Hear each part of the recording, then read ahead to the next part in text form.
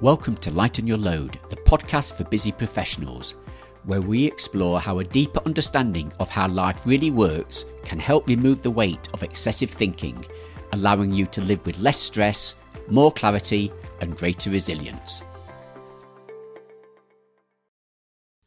Hello, I'm Peter Field, and welcome to episode 3 of the podcast Lighten Your Load. In the last episode, we explored where our feelings really come from, and we saw something quite simple but powerful, that we're living in the feeling of our thinking, not the feeling of our circumstances. And today we're going to explore one of the 3 universal principles uncovered by Sydney Banks, the principle of thought. And in particular, the important but subtle distinction between the principle of thought, with a capital T, and the everyday experience we call thinking. When people use the word thinking, they're normally describing all the different thoughts that run through the head all day long. Things like remembering, analysing, worrying, comparing, judging, etc.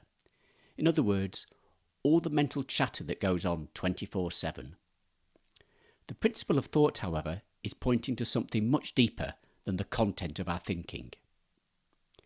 In his book, The Missing Link, Sydney Banks describes thought as follows. Thought is a divine gift which serves you immediately after you are born. Thought is the creative agent we use to direct us through life. In other words, what Sydney Banks was pointing to was that the principle of thought is the power that enables all human beings to create their moment-to-moment experience of life. Let's use a simple analogy to try and help explain this. Imagine electricity for a moment. Electricity can light a lamp, heat an oven, charge a phone, and power a TV. The forms constantly change, but the underlying power remains the same. The principle of thought works in a similar way. Our constantly changing thoughts fluctuate through our mind all day long. One moment they can be hopeful, another moment fearful, another moment calm. But all these changing thoughts are simply the temporary forms that thought, with a capital T, takes from moment to moment. And beneath all of these changing forms is the deeper creative power of thought itself, continuously generating our experiences of life from the inside out. Now, in the same way that our attention normally goes straight to the lamp, the appliance, or the TV, rather than to the electricity itself, our attention also normally goes straight to the circumstance, to the difficult conversation, to the unfolding situation, and so we don't see the role of thought creating our experience in real time. And so it really looks as though our feelings are being caused directly by life itself. And this is why we invest all our time and energy trying to manage life itself, rather than understanding the system that's creating the experience. Put simply, the less a thought looks like a thought, the more frightening life appears, and the more inclined you are to accept it as reality and act accordingly. But when you see that the thoughts flowing into your head are transient, fluid, always changing, you begin to become less frightened by the content of your thinking. You realise that you don't need to engage with every thought that enters your mind, and this alone can be incredibly freeing. It's also freeing to realise that you have no control over which thoughts flow into your mind. It's not a pick and mix system. It's much more impersonal than that, and it can be a huge relief to know that it's not your fault that you're having the thoughts that you're having.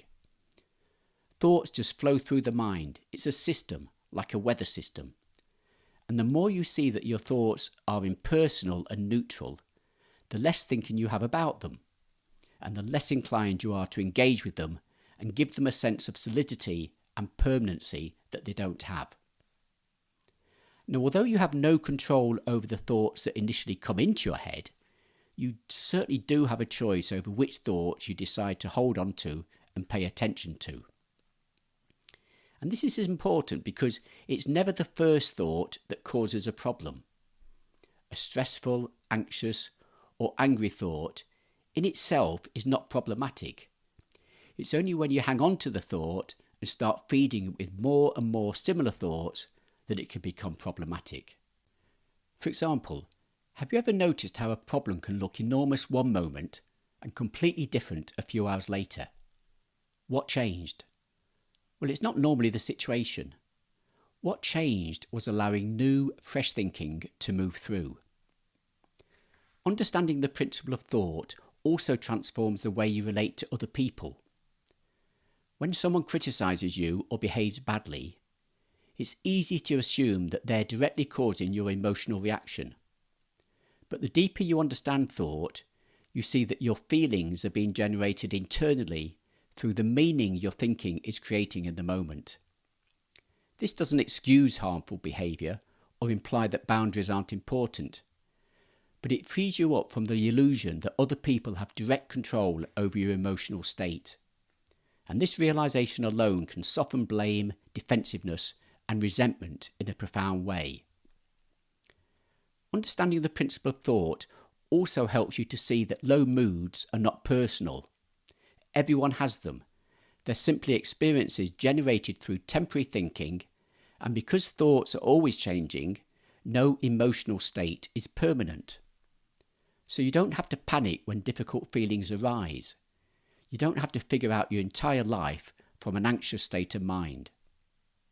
So in summary, when you stop the futile task of trying to manage and control your personal thinking, your mind gets quieter and less busy.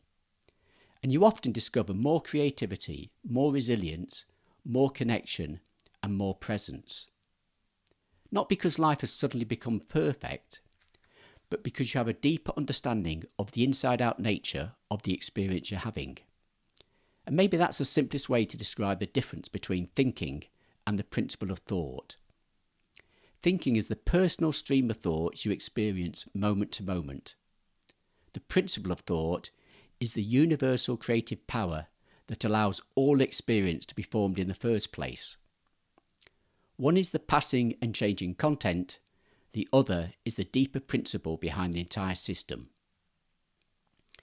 So I hope that this very brief introduction into the distinction between the principle of thought and thinking has been helpful, in pointing to the fact that your feelings are not caused by life itself, but by the thinking you're experiencing in the moment. And that as your understanding deepens, some of the painful, stressful and anxious thoughts begin to loosen their grip. Now you may be thinking, okay, I can see how understanding the nature of thought has important implications. But how can a simple thought create such a vivid, believable experience? How can something that's happening entirely inside the mind feel so absolutely real? Well, that's exactly what we're going to explore in the next episode when we take a look at the principle of consciousness.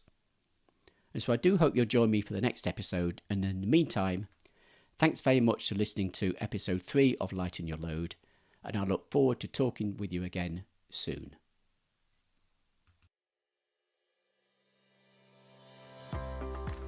Thank you for listening to Lighten Your Load. If you have enjoyed this podcast, please subscribe to the show, and feel free to connect with me on Instagram to learn more about how you can remove the weight of excessive thinking off your mind, so you can live with less stress, more clarity and greater resilience. You can also download part 1 of my book, Lighten Your Load, for free, using the link in the show notes. Thank you.